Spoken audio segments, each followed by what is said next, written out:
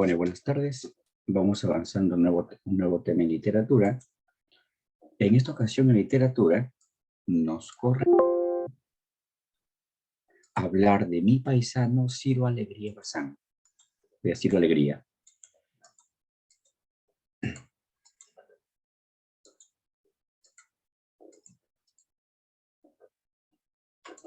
Y cuando hablamos de Ciro Alegría, estamos en la corriente llamada indigenismo.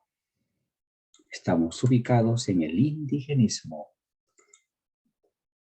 Y hoy debemos revisar la novela Los perros hambrientos.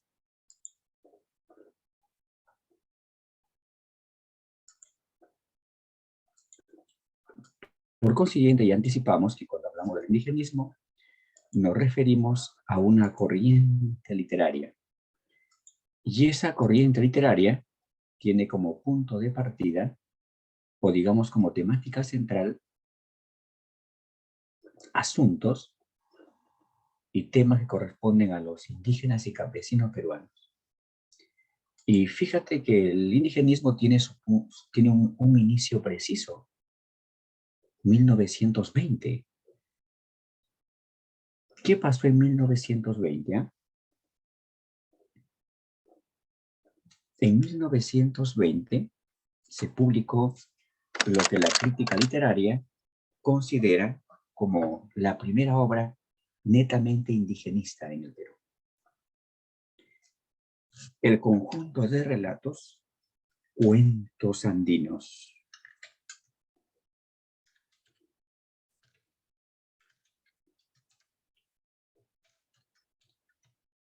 Ahí está. Cuentos Andinos. Cuentos Andinos que se publicó en 1920. Su autor es Enrique López Albújar. Es su autor, Enrique López Albújar. Vemos por aquí sus propósitos. ¿Cuál fue el objetivo del indigenismo? Mostrar la condición social, económica y fin de los indígenas y campesinos peruanos. Exigir que se mejore la situación, porque ellos mayormente estaban en pobreza, en explotación, sumidos en la ignorancia. Y además, revalorar, no únicamente exigir que haya mejoras, revalorar, darle una importancia en nuestra sociedad a los indígenas y campesinos. Y vamos a encontrar que el indigenismo va a desarrollarse en dos etapas. Por un lado, vamos a encontrar el indigenismo clásico o también llamado ortodoxo. El indigenismo clásico u ortodoxo. Y luego tenemos otro denominado el neoindigenismo o también indigenismo heterodoxo.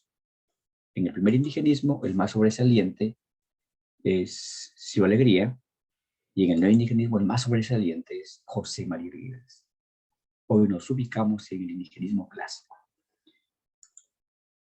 Comencemos a rescatar hechos importantes de la vida de Ciro Alegría, porque seguramente nos van a ser muy valiosos para explicar también ciertas obras. Porque Ciro Alegría, así como su maestro César Vallejo, fue un autor vitalista. Un autor que lo que vivió directamente, lo que observó directamente, lo va a convertir en narrativa, ¿no? Primero, apreciemos su nacimiento. Su nacimiento. Ciro Alegría nació en 1909, aquí en nuestra región, la región de Libertad, en la provincia José Faustino Sánchez Carrión. José Faustino Sánchez Carrión. O sea, yo le diría mi paisano. Él nació en lo que ahora es el distrito de Sartibamba.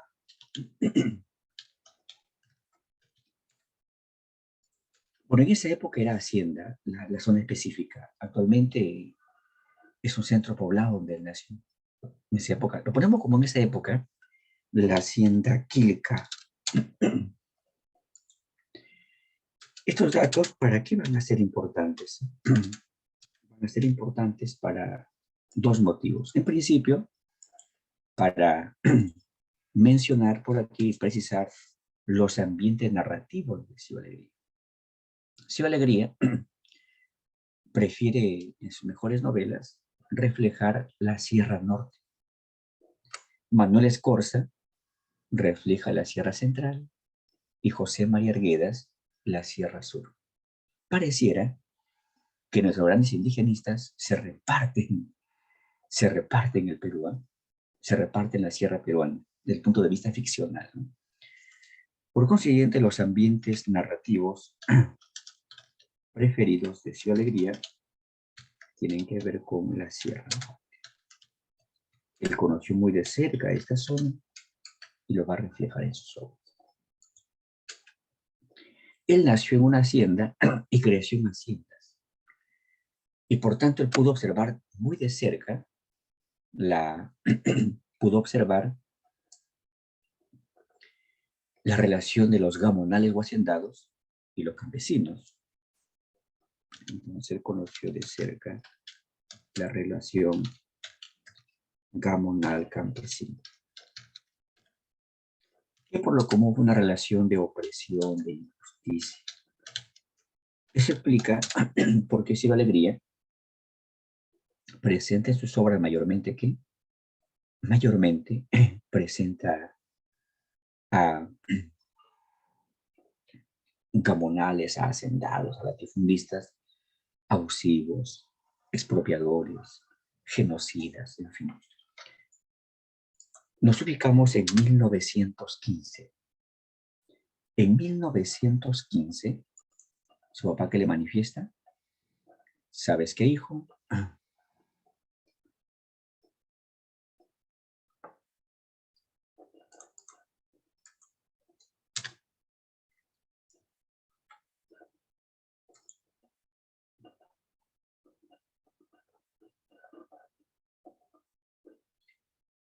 ¿Sabes qué, hijo? Nos vamos a vivir a la hacienda Marcabal Grande.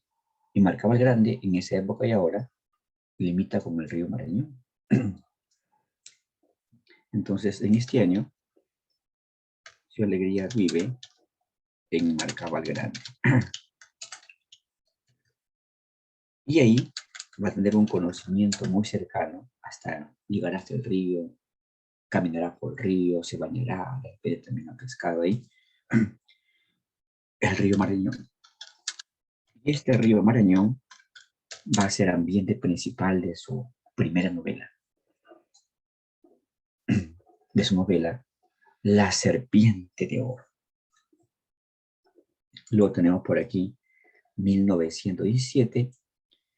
Su papá decide que él debe venir a estudiar acá en Trujillo. Estudia en Trujillo en el Colegio San Juan. Cuando entra a primer grado de primaria, observa que su profesor es un poeta llamado César Abraham Vallejo Mendoza. Entonces, en este año fue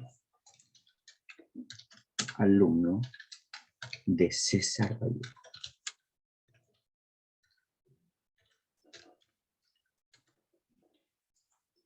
Saltamos en el tiempo y nos ubicamos en 1930. 1930. En 1930, Cielo Alegría ingresa en la UNED.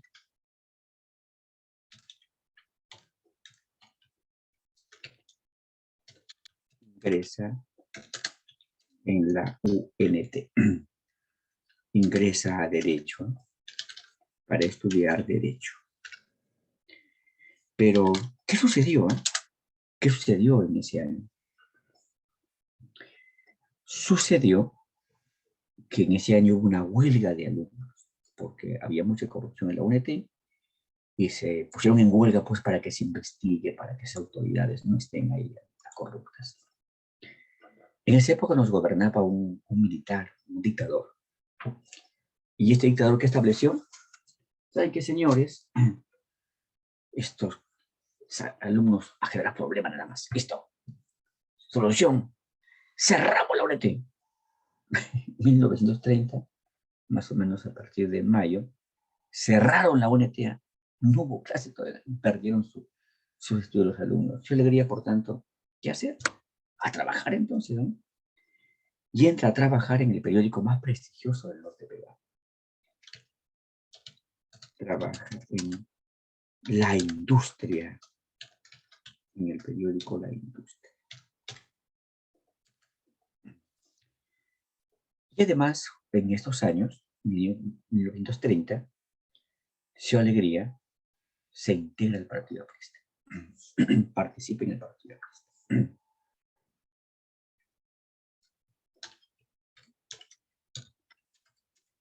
Participa en el Aprista. Sin embargo, como este partido político, por los años 1948, comenzó a corromperse, se le había renunciado. Renunció en 1948.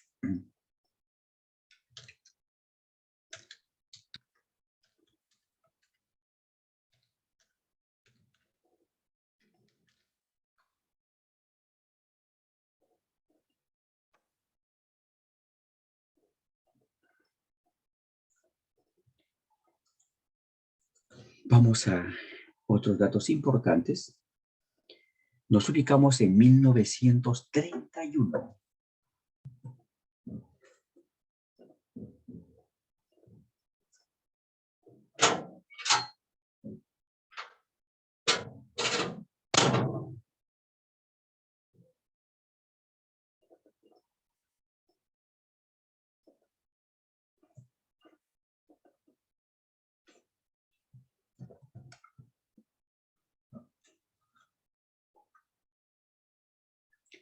Sucede que en los años 30, a pesar que ya por los años 1920 se había dado la ley de las 8 horas laborales, sin embargo, no se respetaba sobre todo el menor de peruano.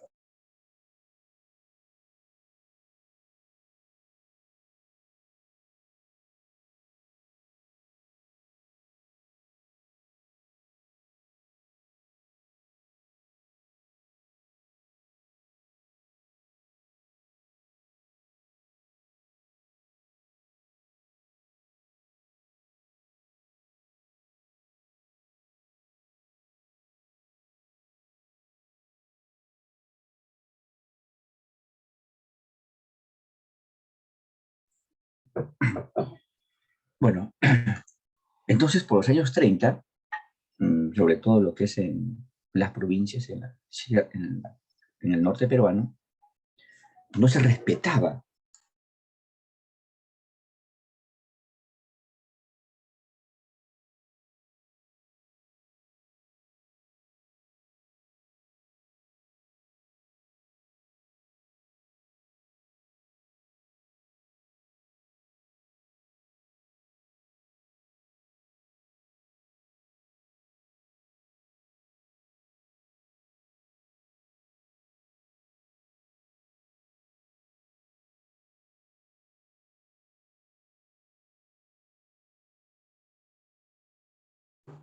Entonces, no se respetaban los derechos laborales ni los beneficios a los trabajadores. Yo le diría que dijo, señores, si es que los empresarios, los hacendados, no respetan, no cumplen los derechos laborales, hay que exigirlo con las armas. Entonces él viaja a Cajamarca y ahí se rebela. Sin embargo, la rebelión fracasa, él tiene que escapar, son derrotados, es capturado, traído a Trujillo y hay que ser encarcelado. encarcelado en Trujillo, en la misma prisión donde alguna vez estuvo preso su maestro César Vallejo, injustamente preso. En esa época nos gobernaba un dictador.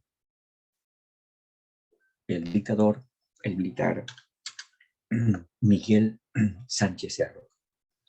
Este dictador siguió gobernándonos en 1932.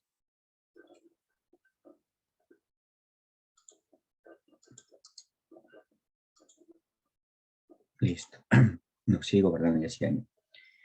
Sio Alegría, por tanto, estaba preso acá en Trujillo, pero ¿qué pasó exactamente el 7 de julio de 1932 a punto de la 1 de la mañana? ¿No? Cientos de obreros y campesinos rodean el cuartel que está por la Avenida América y asaltaron el cuartel. Después de 7 horas de combate, los obreros y campesinos vencieron. Murieron una gran cantidad de campesinos, obreros, también murieron también soldados.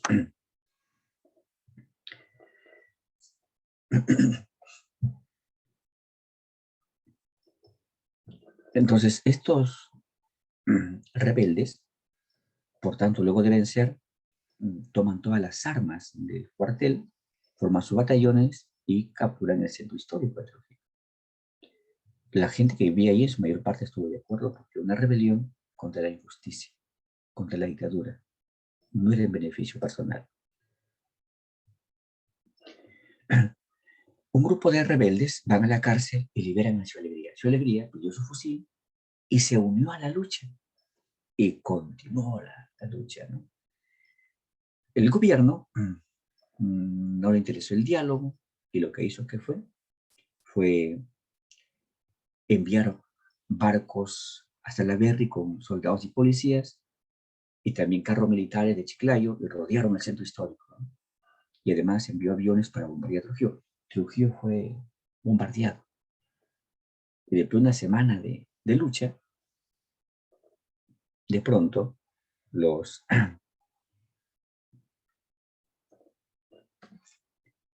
militares y policías tomaron el poder y fusilaron a un montón de campesinos y obreros. Su Alegría fue capturado y otra vez encarcelado.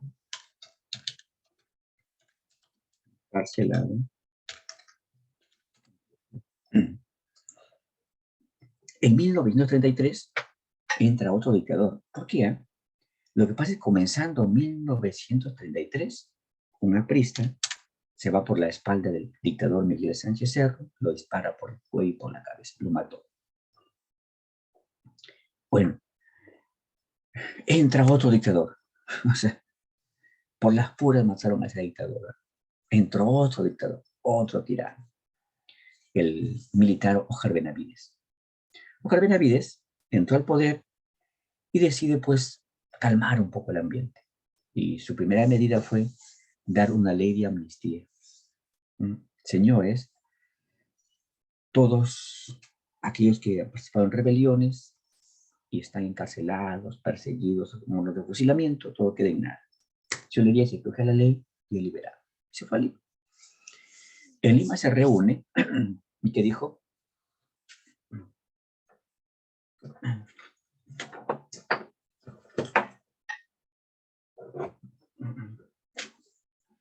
¿saben qué, señores? La rebelión ha fracasado es porque lo hemos hecho en las ramas del Perú, en las provincias. Hay que hacerlo en la capital del Perú, en Lima. Cuando organizaba una rebelión, fue descubierto y sentenciado. Por su sentencia, lo destierran, lo botaron del Perú, lo enviaron a Chile.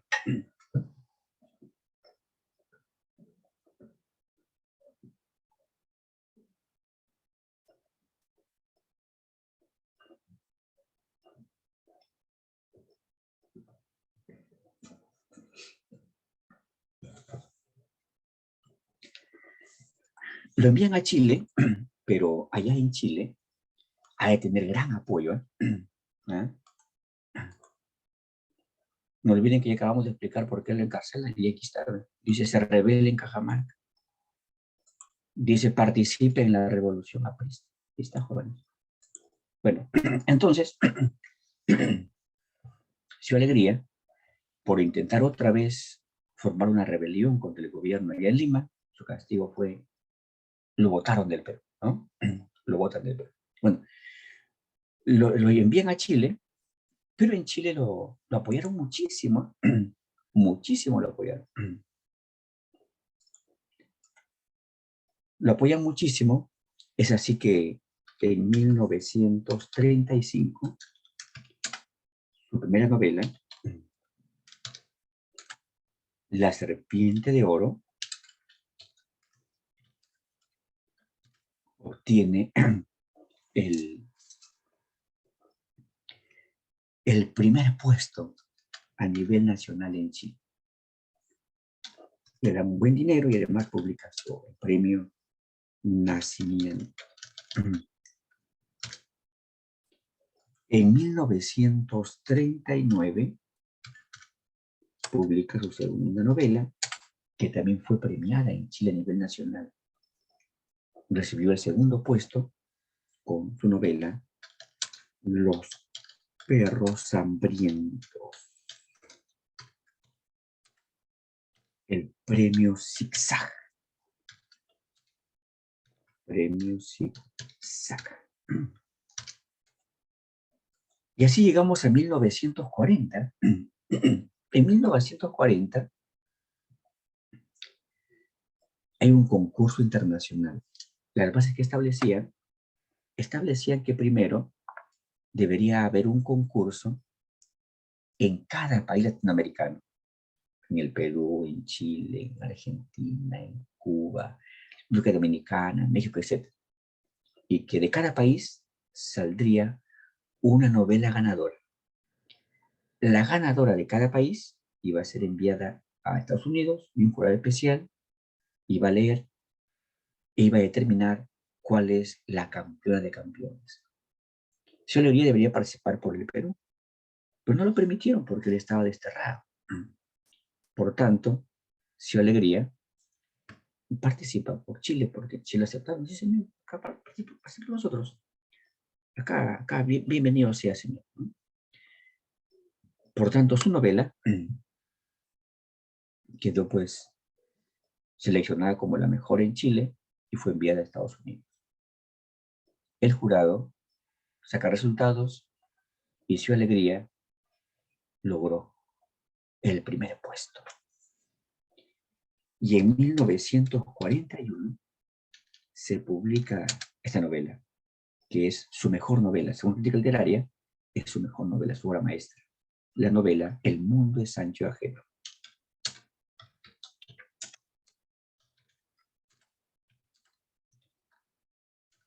No olviden que la novela obtiene el premio latinoamericano. Y al instante, pues, se traduce a diversas lenguas y la fama, digamos, mundial para Ciudad Alegría, ¿no? Premio latinoamericano. Ciudad Alegría, ya famosísimo, y por estos años, hasta el 37, nos siguió gobernando Jorge Benavides, seguíamos en dictadura. Ahora sí veamos ya Cielo Alegría en Norteamérica y Centroamérica. Entre 1941 a 1957, Cielo Alegría estuvo, por ejemplo, en el 41 y el 48 en Estados Unidos. Y allá fue profesor universitario, o sea, fue catedrático y además periodista.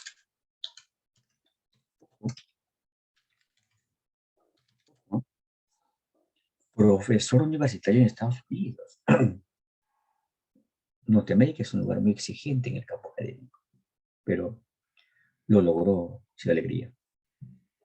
Entre 1949 y 1953, Ciro Alegría se encuentra en Puerto Rico. Y ahí también fue catedrático y periodista, profesor universitario y periodista.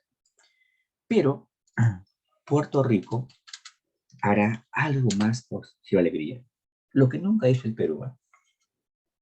En el Perú, más bien, no olviden que en Norteamérica dan importancia, cierto, a los títulos, pero si ven que alguien es genio, lo apoyan así no tenga título, ¿no? Claro, porque hay personas que, por ejemplo, José Carlos Mariátegui, nada más tuvo primaria. Nada más con primaria, sus libros son estudiados en Europa y en toda América. Nada más con primaria, ¿no? Bueno, entonces, sucede que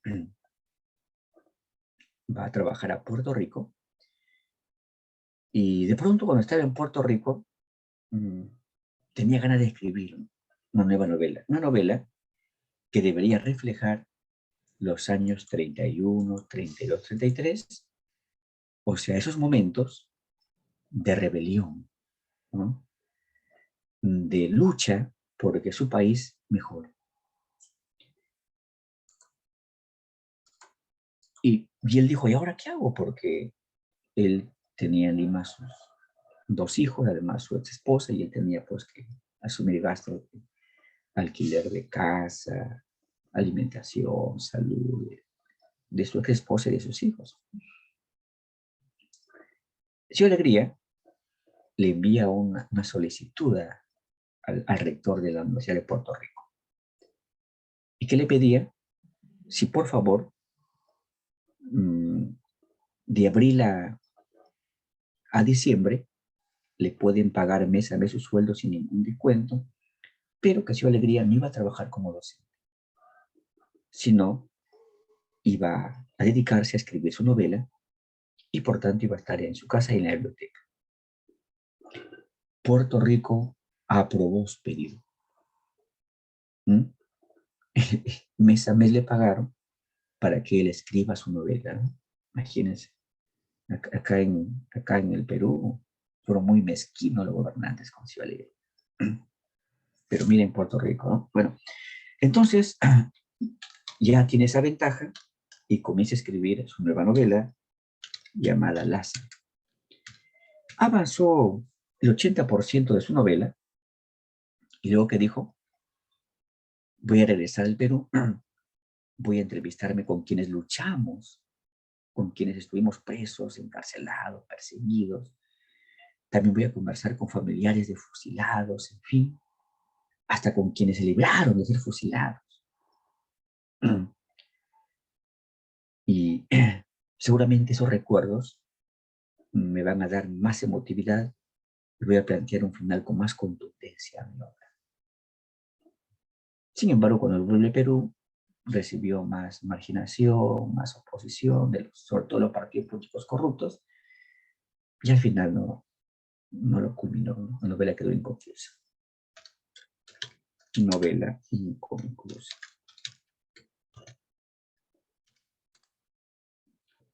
Entre 1953 a 1959 estuvo en Cuba, también como catedrático y periodista, y en 1956 de España regresa una cubana y se matricula en la Universidad del Oriente y es su alumna. Comienza la amistad entre ambos, se enamoran y deciden casarse. 1957. ¿Eh? Se casa con la cubana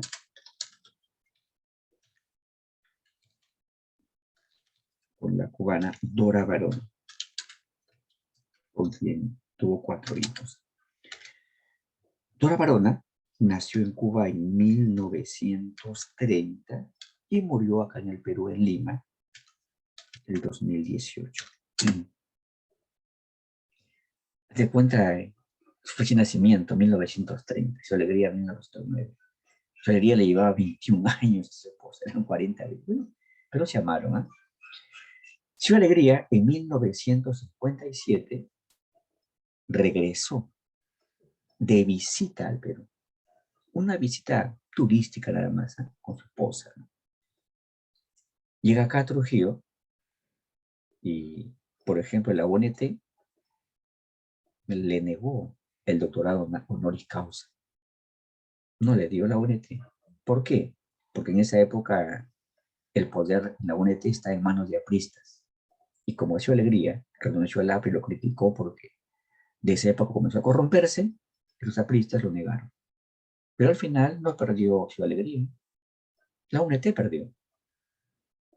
Una universidad, si da honoris causa a genios, se beneficia de la universidad. No el genio, porque el genio le dé o no le dé un título, él sigue siendo genio y sus obras siguen perdurando por los tiempos de los tiempos. Bueno, por ejemplo, primer desplante, ¿no? En la UNT, donde estudió unos meses, aunque sea, no lo apoyaron. Luego, la alcaldía lo invita para premiarlo. De hecho, que también en esa época gobernaba un aprista, Trujillo, ¿no? Recuerden que desde los años 40 hasta casi el 2000, puro aprista gobernaba. Entraban a robar nada más, no hacían casi obras, o hacían obras, pero que daban vergüenza. ¿No? Bueno, entonces Alegría va a la invitación a la municipalidad y de pronto el alcalde manda a llamar que se presenten al estrado el escritor internacional Su Alegría Bazán. Su Alegría sube al estrado. Luego, que se prenda al estrado el señor tal, el dueño de la heladería El Chileno, que esto ahora existe. De pronto el alcalde, al dueño de la heladería El Chileno, le dio medalla de oro. Y a Su Alegría, medalla de plata. Un momento. La intención fue humillarlo, ¿no? Pero a un genio que lo vas a humillar, porque al genio no lo hace una medalla, un diploma, ¿no? Lo hace sus creaciones, sus producciones. Bueno, luego ya Su Alegría es el trámite y desde 1960 se establece en el Perú hasta su muerte, ¿ya, no? Eso lo veremos ya en un audiovisual para enterarnos qué es lo que experimentó Su Alegría desde 1958 hasta su muerte. En este instante vamos avanzando a la novela Los perros hambrientos. Esta obra hay que estudiarla en sus dos componentes, o sea, forma y fondo. Comencemos por la forma. En la forma, aparte de la estructura, narrador, técnicas, el lenguaje, también las figuras literarias, las especies descriptivas, también hay que recordar que clasificar a una obra es una manera de abordar su forma también. Y esta obra la ubicamos en el género narrativo. Género narrativo. Ahora, condición para que una obra sea del género narrativo. La condición es que debe tener personajes, hechos, ambiente, tiempo, narrador y estar en prosa. Y esta obra lo cumple. Entonces esta obra está en el género narrativo. Luego, precisemos su especie. Esta obra está ubicada como novela. Novela.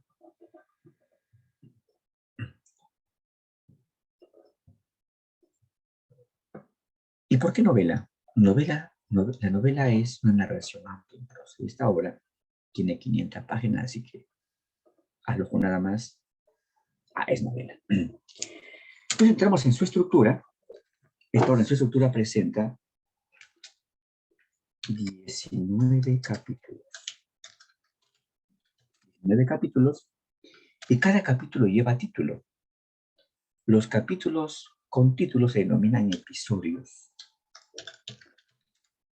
Estos episodios son continuados, es decir, terminamos de leer el capítulo 1, los hechos que vienen estarán en el capítulo 2, terminamos el capítulo 2, lo que viene en el número 3, y así de manera sucesiva.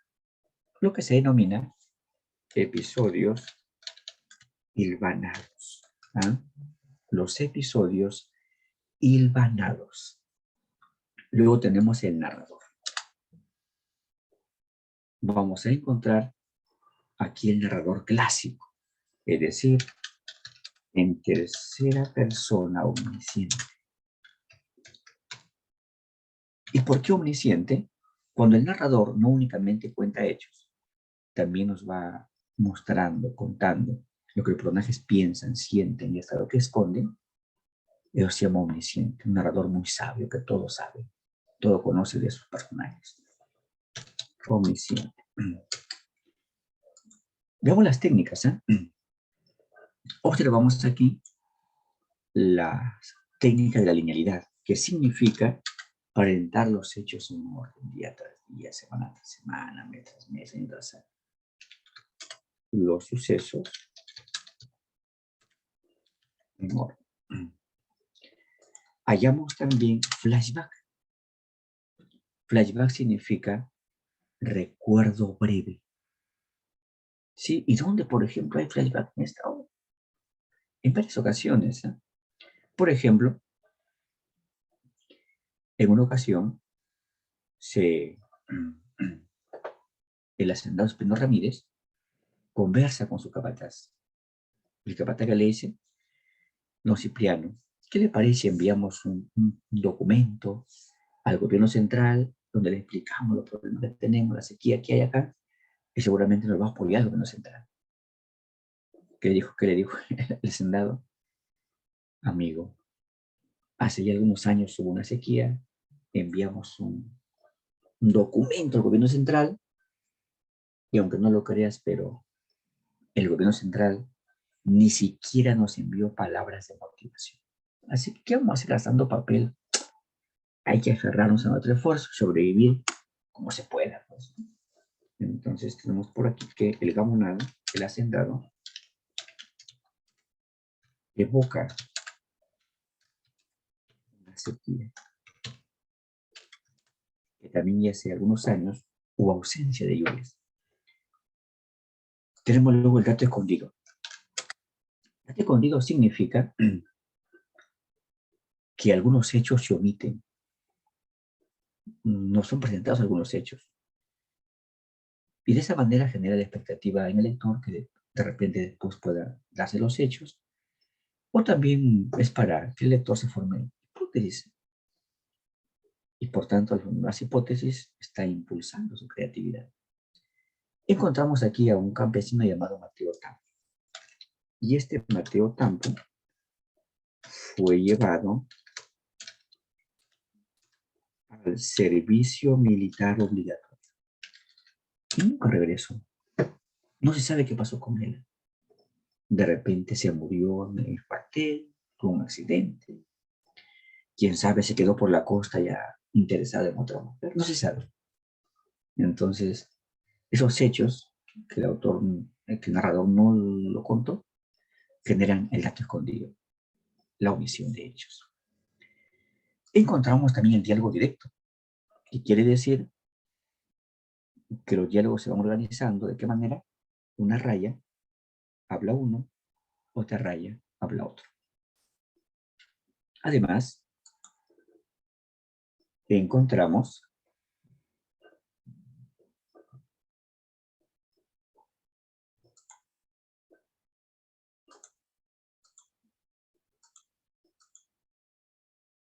también la técnica de la caja china. ¿Y qué significa caja china?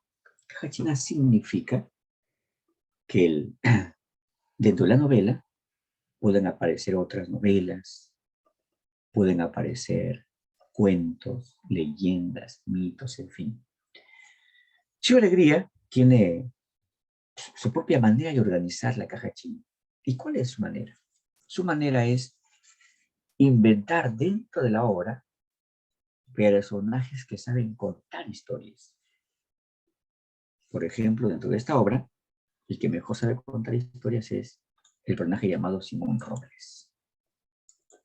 Y por ejemplo, ¿qué cuenta? Por ejemplo, cuenta la historia de Hueso y Pellejo.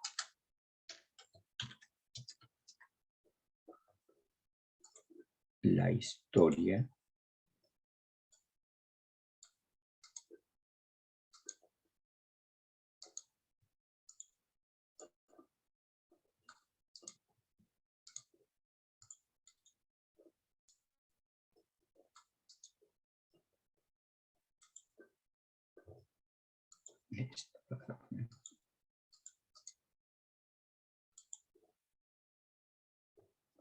la historia de Hueso.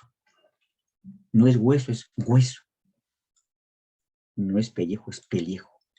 Es que su alegría rescata la forma de hablar del poblador andino de la Sierra Norte. Aquí en la sierra, en el campo, decimos, como Santiago de Chucumachuco, decimos pellejo, hueso. Abuele, mi abuelito. También nos relata el cuento El consejo del rey Salomón.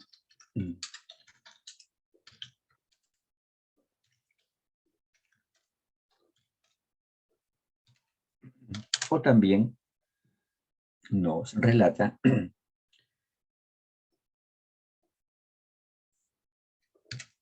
la fábula El zorro y las ovejas.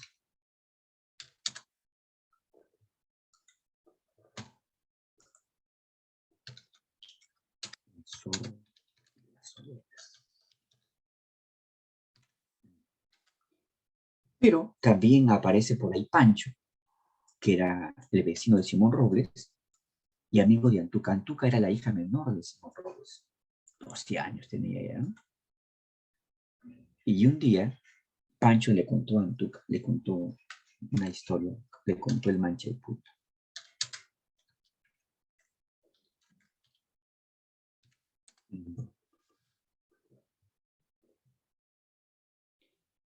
Continuamos con la forma, luego veamos el lenguaje. Observamos que su alegría, sobre todo en los diálogos donde participan personajes campesinos, agrega el castellano de la Sierra Norte. Recuerden que el castellano de cualquier zona de allá, de acá, de cualquier país, se le llama geolecto o variación diatópica. O sea, es una variación diatópica.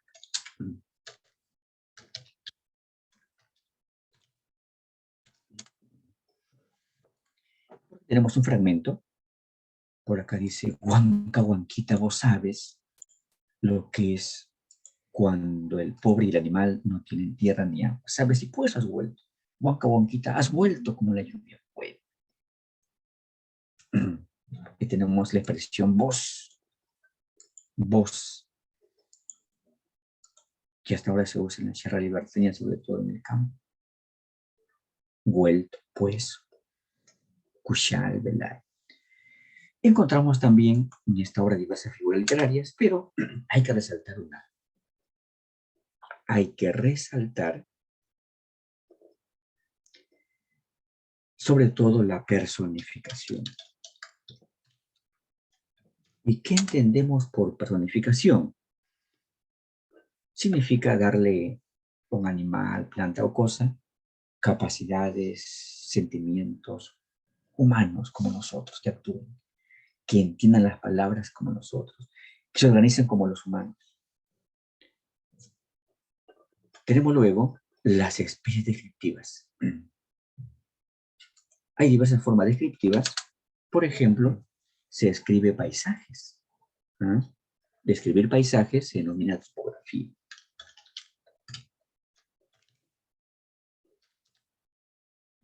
También vamos a encontrar que hay personajes que son mostrados únicamente en su conducta, no en su parte física. Describir la conducta de un personaje o de una persona es etopeya. Otros personajes nada más son descritos, bueno, son descritos y de forma completa. en su parte física y en su conducta ambos a la vez. Eso es el retrato. También vamos a encontrar que se describe costumbres. Ahí estamos en el carácter. Por ejemplo, cierto día los campesinos se van hasta un pueblito llamado Socopanca y sacan la imagen de una virgen a pasear en procesión por el pueblo. Y en la procesión le van rogando a Dios y a la Virgen, por favor, otra vez envíe la lluvia. Un momento, eso es reflejar una costumbre, ¿no? Y además, esa costumbre aún se vivencia en la Sierra Liberteña. En cualquier pueblo de la Sierra Liberteña se venera a algún santo, a alguna imagen sagrada. Y cuando hay problemas, se le invoca a la Virgen o a la imagen del santo que por favor ayude a resolver los problemas. Luego, vamos ya con el fondo contenido, pero antes vamos enterándonos de más detalles de la vida de Ciro Alegría Bazán. Enterémonos.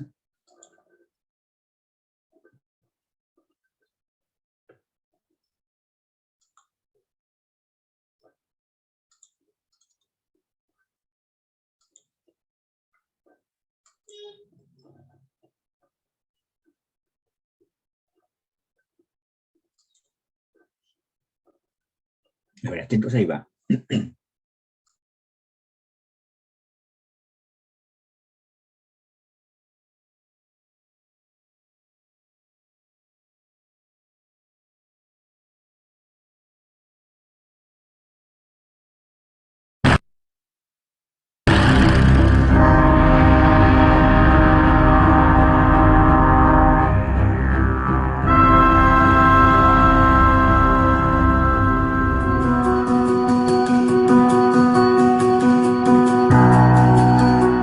En 1958, la situación en el país caribeño se tornó complicada. Había estallado la Revolución Cubana, liderada por Fidel Castro, y la violencia se apoderó de la isla. En 1959 cayó la dictadura de Fulgencio Batista.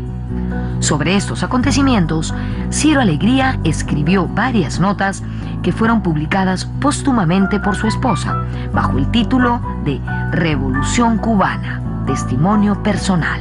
En medio de este panorama, el escritor decidió volver al Perú.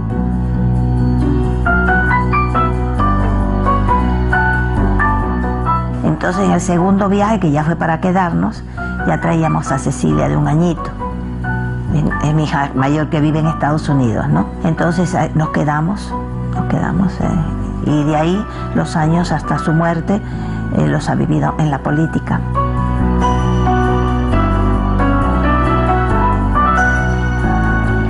Ciro Alegría regresó al Perú definitivamente en 1960, acompañado de su esposa Dora y de su pequeña hija Cecilia. A los pocos meses fue internado de urgencia en el Hospital Obrero debido al sangrado de una úlcera duodenal. En el sanatorio recibió la visita de colegas y amigos de la talla de Enrique López Albújar, José María Arguedas, y también recibió una noticia que probablemente lo ayudó a sobrellevar esos días. Su obra cumbre, El mundo es ancho y ajeno, había sido publicada por la colección Populibros, dirigida por Manuel Escorza y Juan Mejía Vaca. Recién ahí se publica la primera edición peruana en un tiraje inusual para la época de 50.000 ejemplares. Y según se cuenta, Escorza fue uno de los que impulsó la edición. Según se cuenta, la edición se agotó en semanas, ¿no? Cosa que es absolutamente insólita en la literatura peruana. Hasta la actualidad será muy difícil pensar en un libro que venda 50.000 ejemplares en pocas semanas.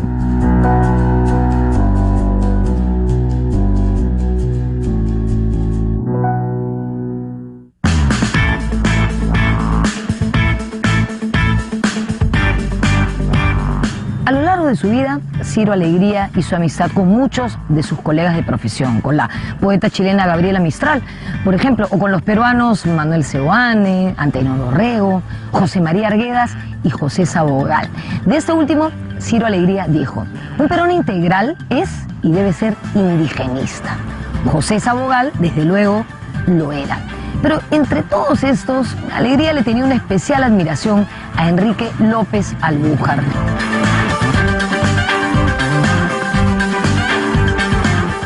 Ciro Alegría fue siempre muy generoso con los otros escritores que abrieron camino para el indigenismo, la narrativa indigenista, ¿no? Entonces lo veía en gran medida a López Albújar como un escritor que había abierto camino, ¿no?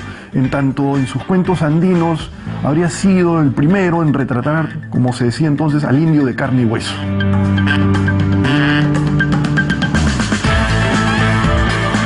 Ya alejado del aprismo desde 1948, Ciro Alegría incursionaría nuevamente en política.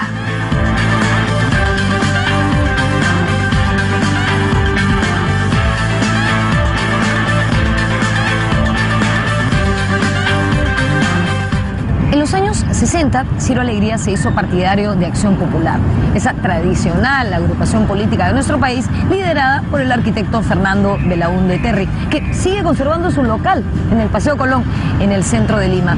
Cuando Fernando Belaúnde asumió la presidencia, Ciro Alegría ingresó como diputado al Parlamento el 9 de julio de 1963.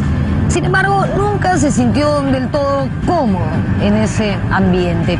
Él decía que los podristas y los apristas, que eran la oposición y tenían la mayoría en el Parlamento, nunca lo dejaban hablar tranquilamente durante las sesiones.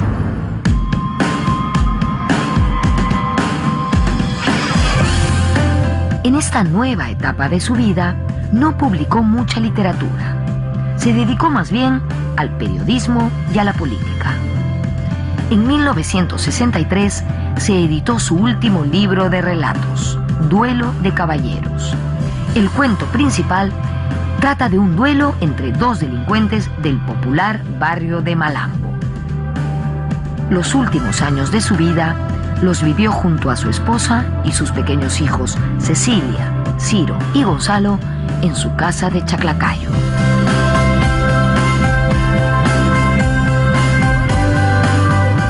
Él escribía en su biblioteca, siempre estaba metido en su biblioteca, y eso me recuerda mucho que mi padre era igual. Mi padre también era periodista, era escritor, era poeta, y hacía esa vida, así que a mí no me sorprendió nada tener que hacer esa vida al lado de Ciro, que no se podía hacer bulla y que criar a los hijos, silencio, que papá está estudiando, que papá está trabajando, papá está escribiendo.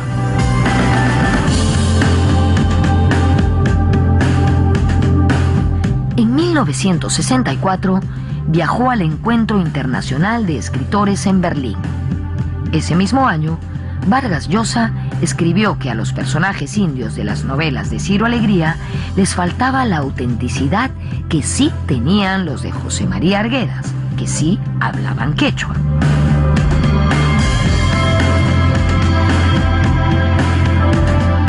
Entre ellos nunca existió una rivalidad personal. Fue más una rivalidad motivada por comentarios de otros escritores, como el propio Vargas Llosa, ¿no? Que contraponía un poco la obra de Alegría, que representaría esta novela más tradicional, un poco anticuada, mientras que sí valoraba mucho a Arguedas, porque Arguedas había sido capaz de, en opinión de Vargas Llosa en ese momento, de incorporar de manera muy creativa la estructura del quechua en una novela escrita en castellano.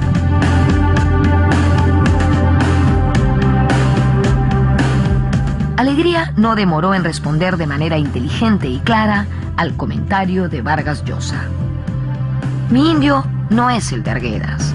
Mi indio es el norteño, un indio que no habla quechua, amestizado, de decisiones rápidas, un tanto pragmático. El indio de Arguedas es el sureño, y más específicamente el apurimeño, más silencioso y lírico. El indio del norte es más rebelde que el indio de Arguedas, pero carga también toneladas de dolor. Ciro Alegría, Diario Expreso, el idioma de Rosendo Maki, 5 de junio de 1964. Cuenta Dora Varona que luego de esta aclaración, Vargas Llosa le escribió una carta a su esposo en la que le pedía disculpas.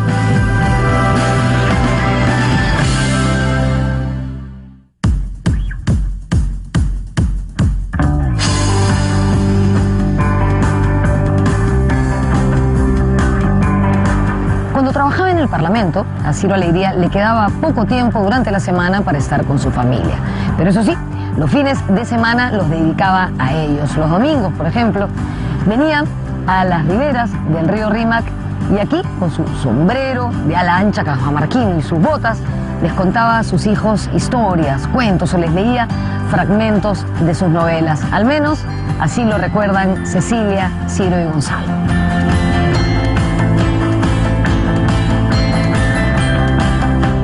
La casa de Chaclacayo está justo al frente de Huampaní, haciendo esquina, y está entre Huampaní y nuestra casa está el río, ¿no? Entonces él nos llevaba ahí entre las piedras. A mí me daba un poco de miedo caminar con tanta piedra y eso, pero a él le encantaba, y entonces hablaba del Marañón, hablaba de la sierra, de sus recuerdos, y entonces cantaba continuamente canciones que nos intentaba enseñar, que vienen en sus novelas.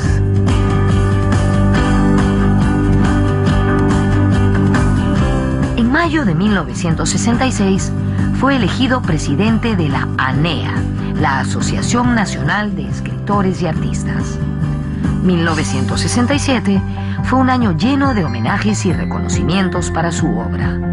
Su novela El mundo es ancho y ajeno llegó a ser traducida a 18 idiomas. Sin embargo, lamentablemente, su salud empeoraría.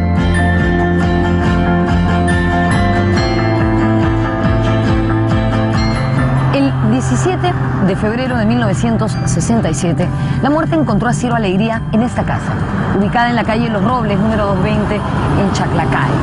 Murió de una hemorragia cerebral, acompañado de su familia. Su esposa, Dora Varona, estaba embarazada de su cuarto hijo y cuenta que él, en medio de fuertes dolores y con la parálisis prácticamente invadiéndole todo el cuerpo, se incorporó un momento y dijo: «Madre, desde que te fuiste, cuánta soledad». Ciro Alegría recibió como homenaje póstumo las palmas magisteriales en el grado de Amauta.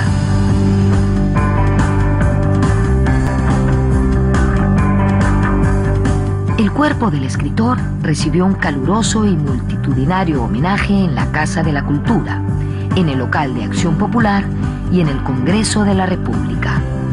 Casi de inmediato, su viuda, Dora Varona, se encargó de editar y publicar sus escritos póstumos.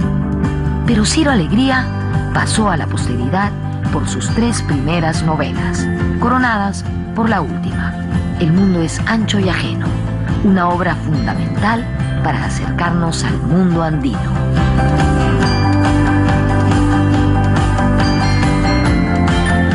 Quizá uno podría decir la obra completa de Arguedas o de Vargas Llosa es más importante que la de Alegría, pero como una novela sola, escogería El mundo es ancho y ajeno. Una novela clásica en todo el sentido de la palabra, construye una imagen del mundo andino que ha tenido un gran impacto en el Perú, ¿no?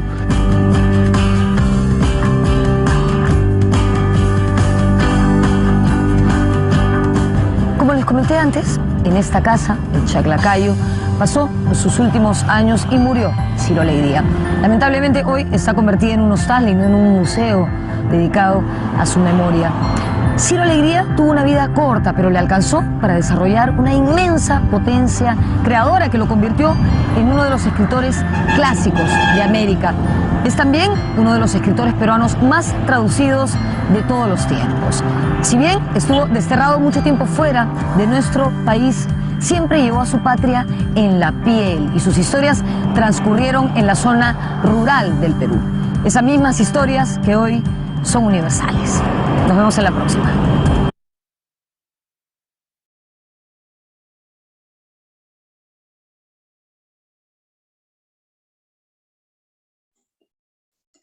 Ahora nos concentramos en el fondo o contenido, donde debemos revisar el tema, los hechos, y al abordar capítulo por capítulo abordaremos hechos, personajes, ambientes. El tema de esta obra fue planteado en un examen de admisión. Ahí la respuesta que se iba a marcar decía que el tema es la sequía. La sequía que pone a prueba al hombre andino. Claro, lo pone en dificultades, todo, pero al final pasa la sequía, los humanos siguen sobreviviendo, los campesinos continúan y la vida sigue, ¿no? Revisemos los hechos capítulo por capítulo. Nos concentramos en el capítulo 1, perros tras el ganado. De pronto, Antuca es la hija menor de Simón Robles, 12 añitos. Está pastando más de 100 pares de ovejas. Más de 200 ovejas. ¿Qué? ¿Cómo? Pero uno solo pastar 200 ovejas no se puede. ¿Y por qué así podía? Es que no apoyaban 4 perritos. Sambo, Huanca, Hueso y Pellejo. Sambo y Huanca son los perros padres. Hueso, Pellejo, son las crías, ¿eh? Las crías. O sea, aquí se percibe la armonía, el apoyo mutuo entre humanos y animales, ¿no? Y justamente por ahí aparece Pancho también pastando sus ovejas, y en esa ocasión Pancho le cuenta a Antuca el machepito. Además, por aquí aparece otra cría de Huanca, Chapra, que cuidaba la casa. Hasta ahí tenemos ya 3 crías. Capítulo 2, historias de perros. Historias de perros.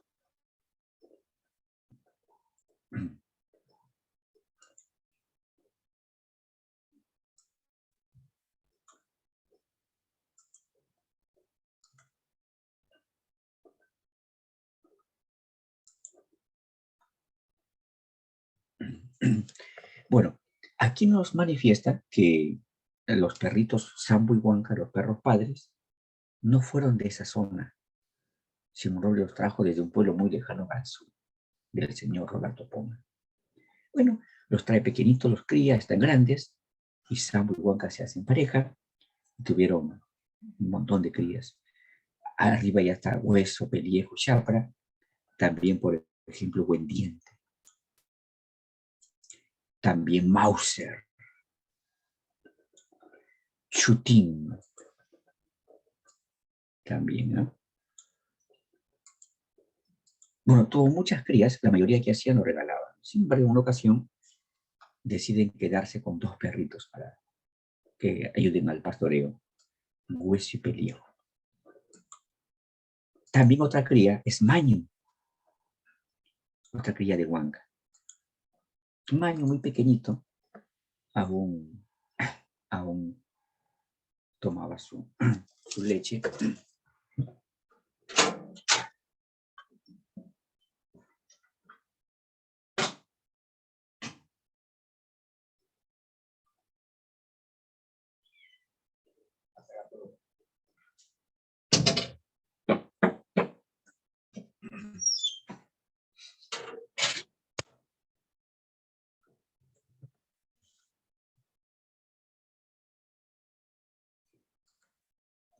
Maño fue llevado por Martina y Mateo Tampo. Martina era la hija mayor de Simón Robles.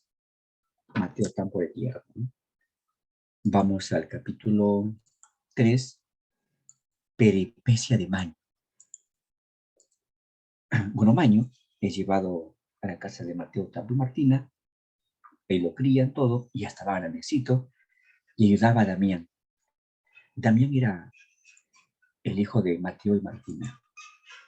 Iba a pastar las ovejas y lo iba acompañando Maño. Pero cierto día, Mateo Tampo estaba trabajando por el campo y llegan los soldados.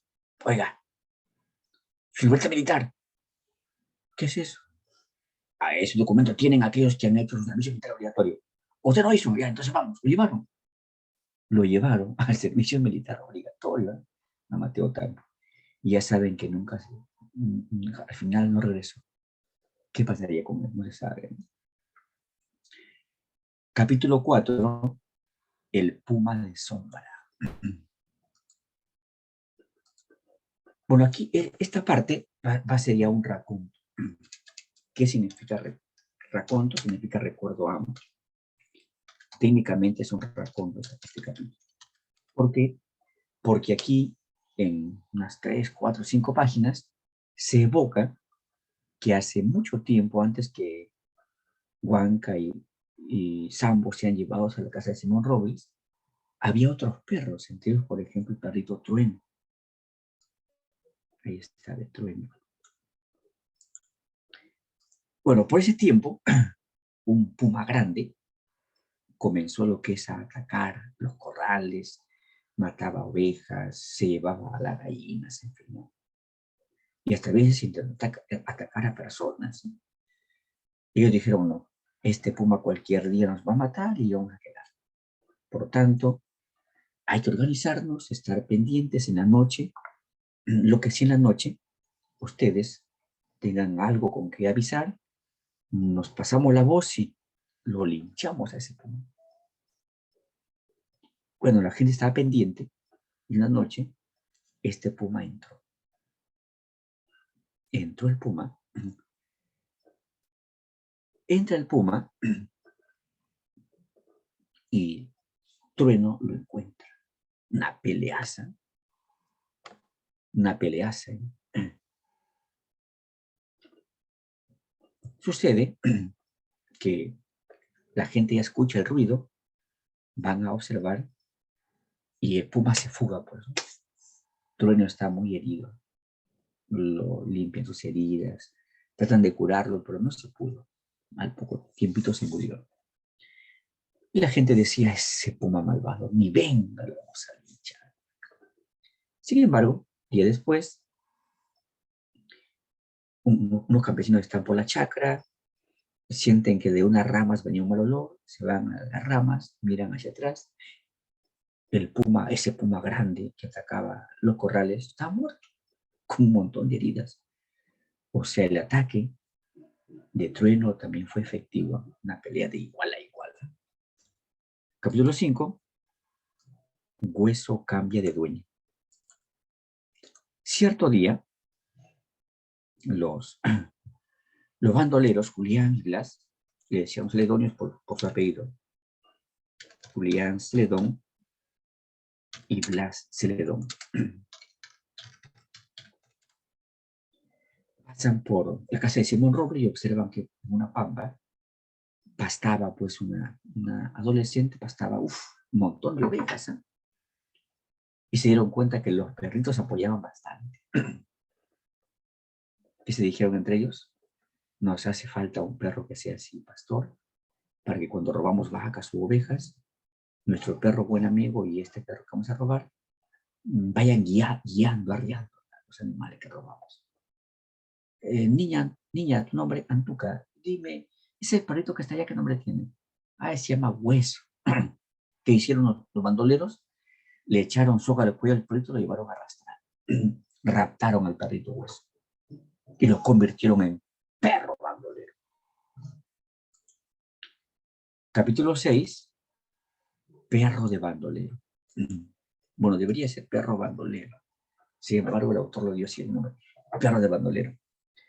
Sucede que Hueso fue llevado hasta el escondite de los ladrones, que daba por el río Marañón, por Cañar, lejos. Y en una ocasión robaron vacas y justamente Hueso y el perrito buen amigo ayudaron a llevar lo robado. O sea, eran perros bandoleros. Capítulo 7, el consejo del rey Salomón. Capítulo 7, el consejo del rey Salomón. De pronto, la sequía se hace más intensa, más intensa. Y justo por ese tiempo quedó preñada Huanca. Y tuvo un montón de crías. Simón Robles preocupado. ¿Y ahora qué hacemos con estas crías? Nosotros no hay comida, a las justas da para alimentar a los perros una vez al día. Y con estas crías crecen. ¿Qué nos da de comer? Simón Robles que dijo, hay que ahogarlas. Las ahogaron en un pozo. Capítulo 8, una chacra de maíz. Capítulo 8, una chacra de maíz. De pronto,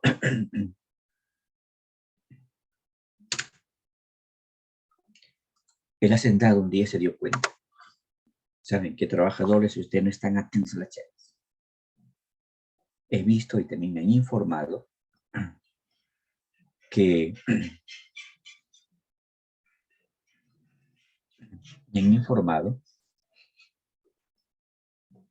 hay varias plantas de maíz caídas y el choclo ha sido comido por los perros.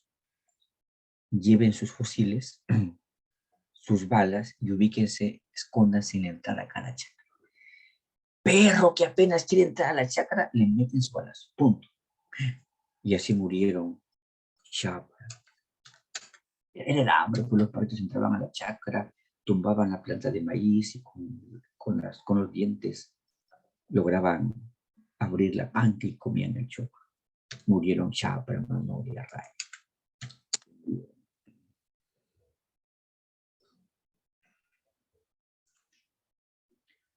Capítulo 9, las papayas.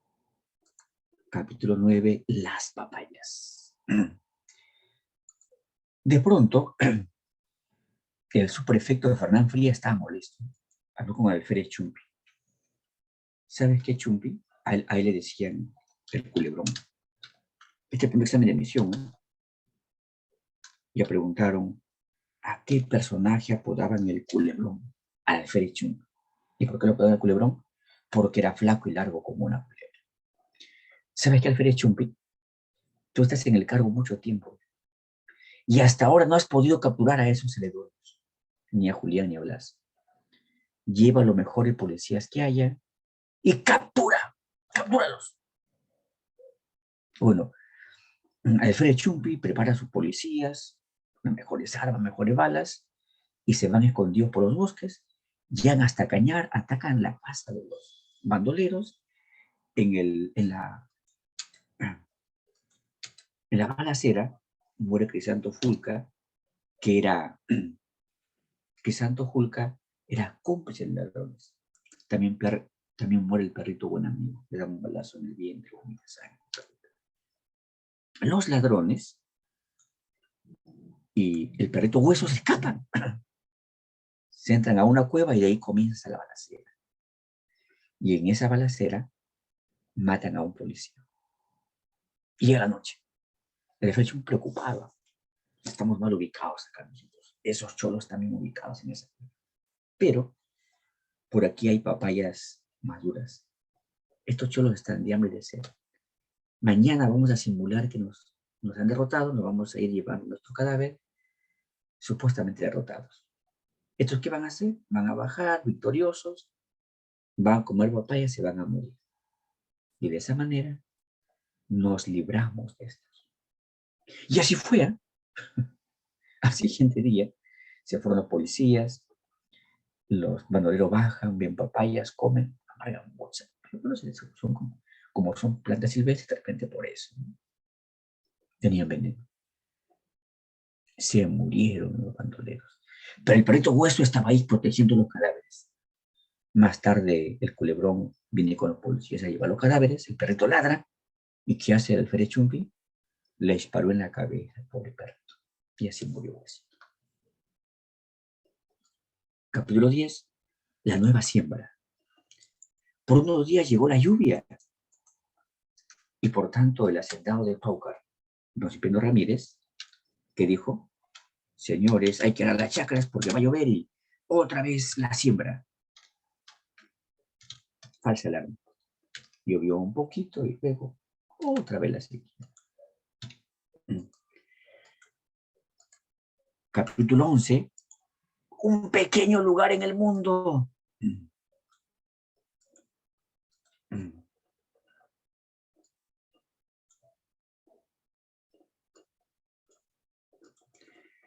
De pronto un día, el campesino Maggi llega a esa hacienda, la hacienda Pau.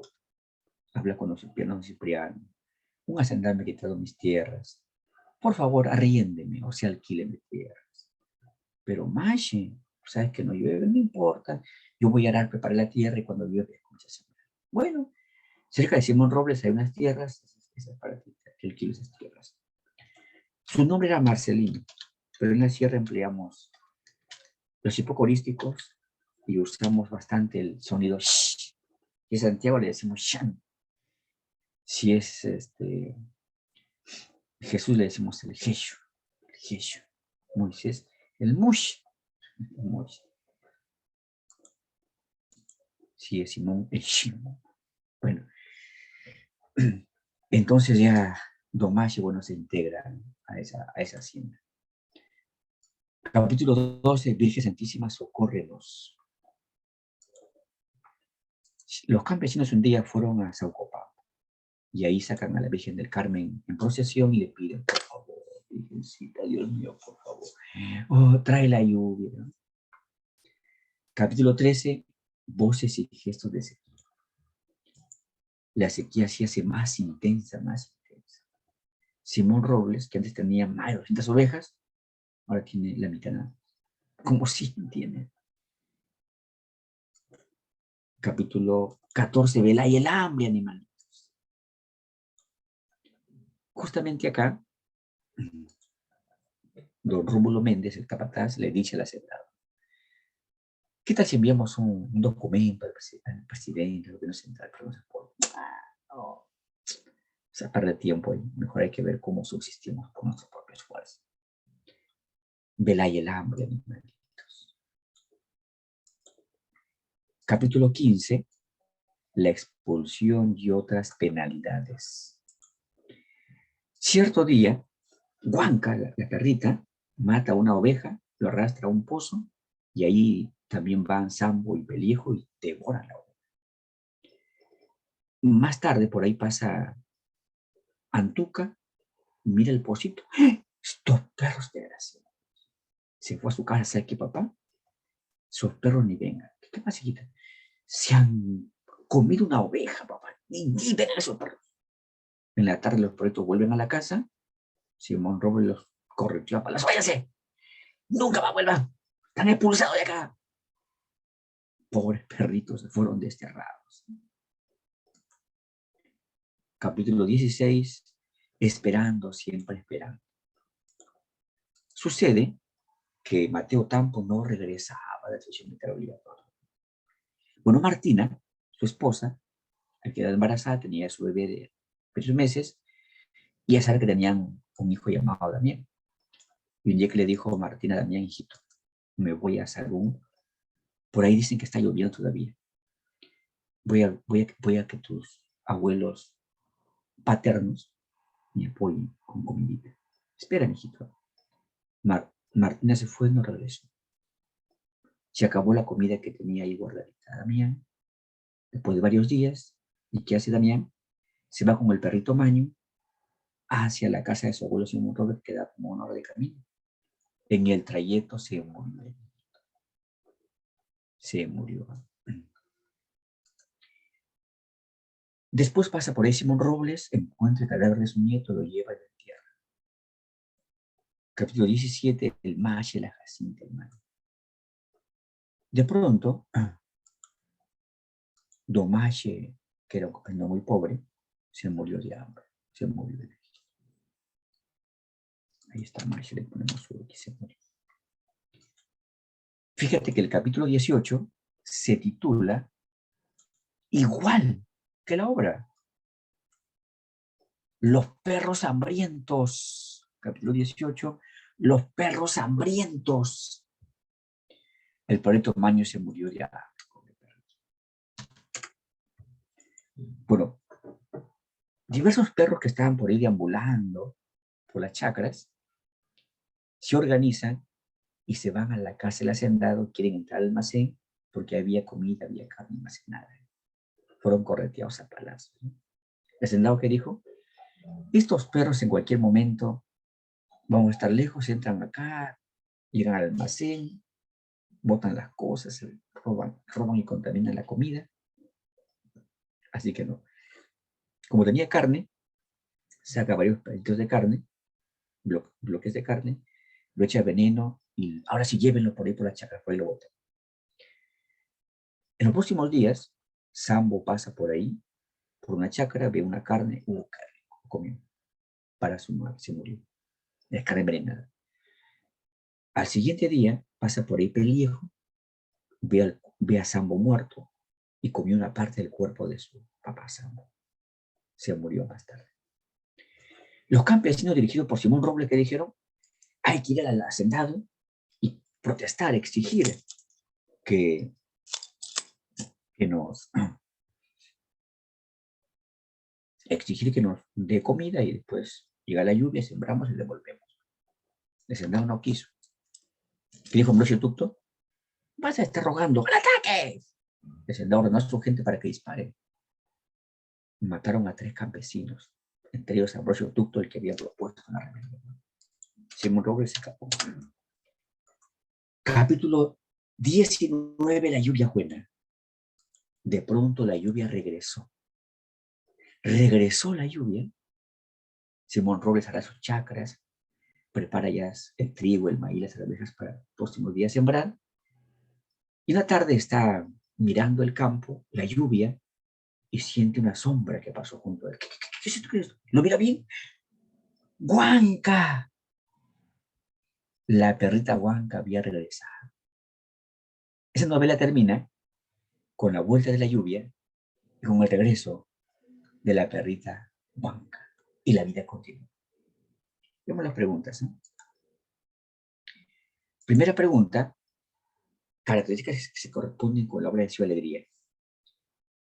Observa que en la B dice interpretación de historias que como se caja china, y luego dice el castellano de la Sierra Norte.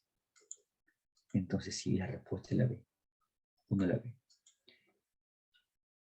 En la 2 nos preguntan que quién defiende el cadáver del niño Damián y quién lo entierra. Lo define su perrito Maño y después es enterrado por su abuelo Simón Robles. 2 la D. 3. El perro que mejor se caracteriza como una de las figuras mejor logradas. El perrito que murió con un balazo en la cabeza. Un huesito. 3. La C. Huesito.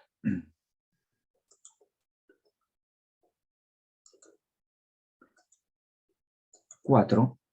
Mueren en el duelo por Sarmiento. Damián muere de hambre, Blas Celedón envenenado, Mache de hambre, Santo Tuta le dan balazo, buen amigo, un balazo en el vientre, vomita sangre todas.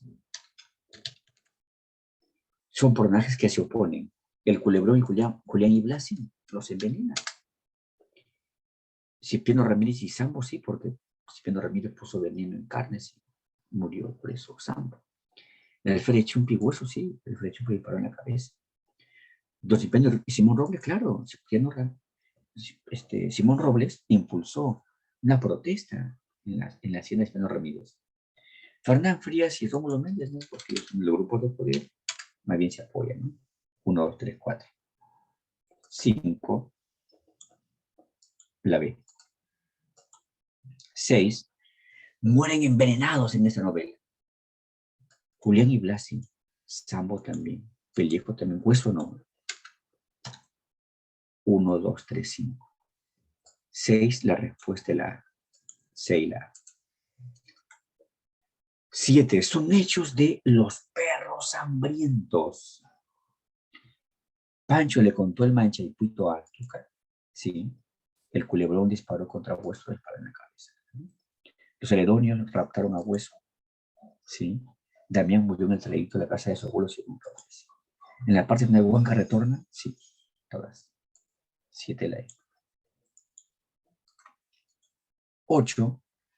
Los relatos como el Manchaipuito y el Consejo de Rey Salomón, ¿qué técnica organiza? La caja china. 8 la B. 9. La expresión de Timoteo. Lo que yo digo, que la vieja era muy de otra laya, porque no trancaba su puerta. Aquí es la forma de hablar el castellano en la Sierra Norte. Ya saben que el castellano que se habla acá, allá, se denomina variación diatópica o geolecto. 9 la C. 10. Hacienda que aparece en los perros hambrientos. Seguramente aquí en la pregunta 10, por acá marcado la A, sí es cierto. Aucar. 10 la A. 11. El fragmento. El Mateo Tampo, indio prieto de recia musculatura, disfrutó mandarle un día a la casa de su suegra. Describe a Mateo Tampo en su aspecto físico. Describir únicamente la parte externa de alguien es prosopografía. 11, la D. 12, acción rebelde donde participó su alegría. En la Revolución Aprista de 1932. 12, la A. 13, hacendado que aparece en esta novela. La B, Cipriano Ramírez. 13, la B. 14, novela que alcanzó fama internacional. Su mejor novela. El mundo es Sancho de Argenio. 14, la B. 15, un personaje no pertenece a los perros hambrientos.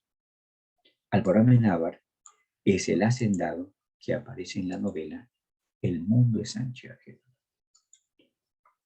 En el fragmento 16 está cuando los perros van a atacar la casa hacienda y son correteados a patadas y a garrotazos y a galazos. También está de cómo Simón Robles protesta, pero después un campesino dice, mejor ataquemos, y son arremetidos a balazos, mueren 3 campesinos. No es sociolecto, ya saben que la forma de hablar el castellano en todos los lugares es geolecto, diatópico, el dialecto, no es sociolecto. Expresiones dialectales diatópicas, sí. Animales y campesinos son marginados por el comunalismo, o sea, por las edades, ¿cierto? La variante regional, o sea, la forma como hablan los campesinos, sobre todo tiene cambios en la pronunciación, o sea, fonéticos. Y vamos a encontrar que no hay diálogo indirecto, nada más hay diálogo directo. O sea, 2, 3, 4. 16 la C. Esperen un minutito para pasar las diapositivas a PDF. Les enviamos.